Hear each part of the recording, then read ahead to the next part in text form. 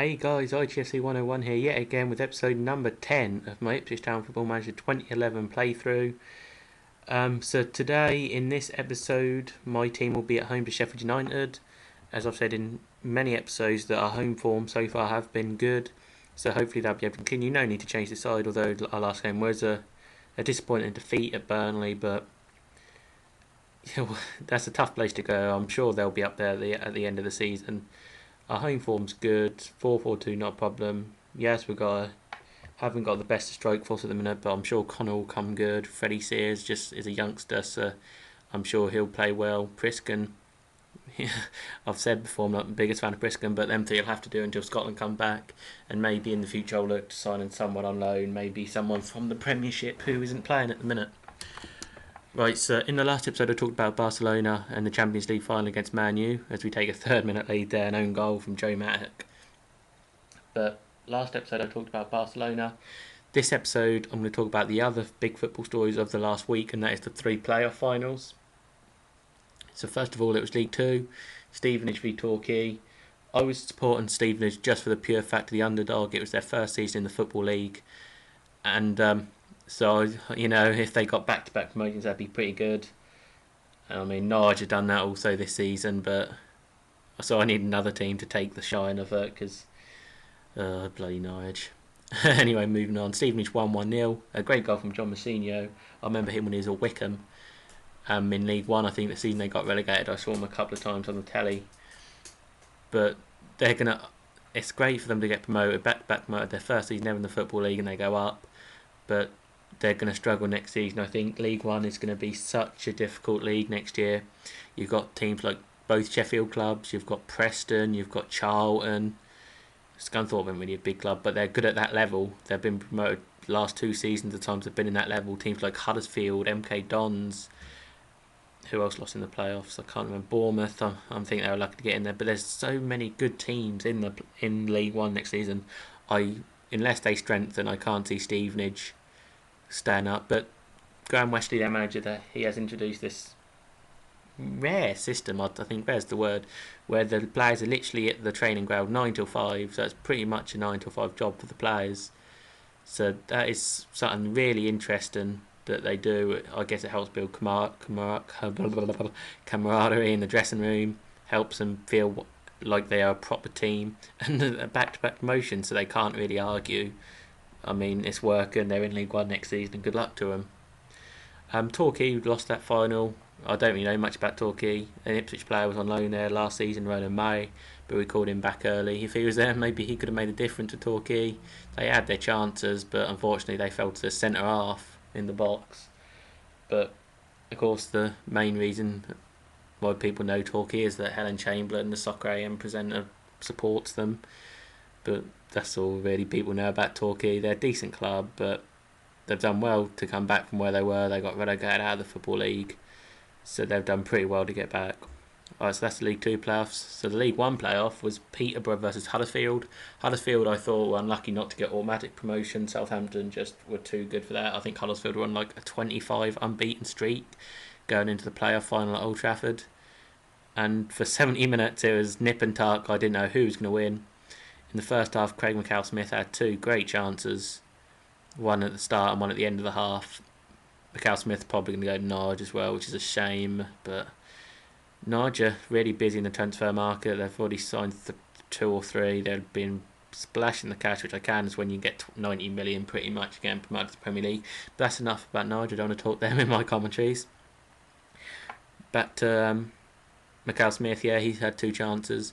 And then when they finally broke the deadlock, and then they scored 3 goals in 7 minutes, as Connor Wickham there makes it 2-0, so it looks like it could be another good home result. But yeah, 3 goals in 7 minutes. I think it was Tommy Rowe. Then McCall-Smith got a deflected goal for his 35th of the season, which is absolutely incredible. So is he going to make it in the Premiership? I don't know. He can definitely make it in the Championship. He had a couple of seasons, one season there I think with Peterborough, scored a few goals, but £3 million is a lot of money for someone who's only proven really at League 1 and definitely not proven in the Premiership. But hey, 35 goals will boost your price tag up quite a lot. So yeah, Tommy Rowe, Craig McCall-Smith, and then Grant McCann with a free kick. His free kick, can't speak today. Free kick set up Tommy Rowe's opener, but he put one straight in the top corner. So yeah, Peterborough, they're a decent club. They've always had some good players. I mean, they've had Joe Lewis, George Boyd, McCall-Smith, Aaron McLean till they sold him to Hull.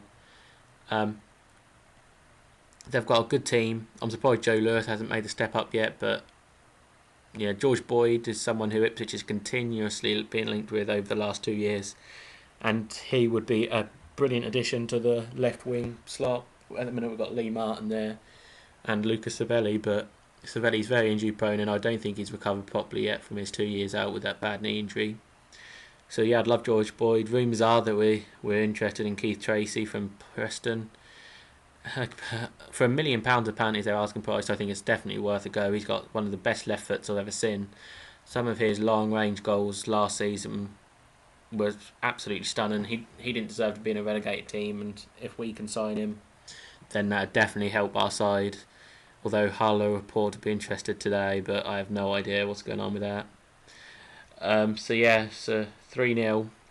It flattered Peterborough. I think Huddersfield had their chances. They left Jordan Rhodes on the bench, and I have no idea why they did that. They were lucky to get Jordan Rhodes a year and a half. Is it 2 years now?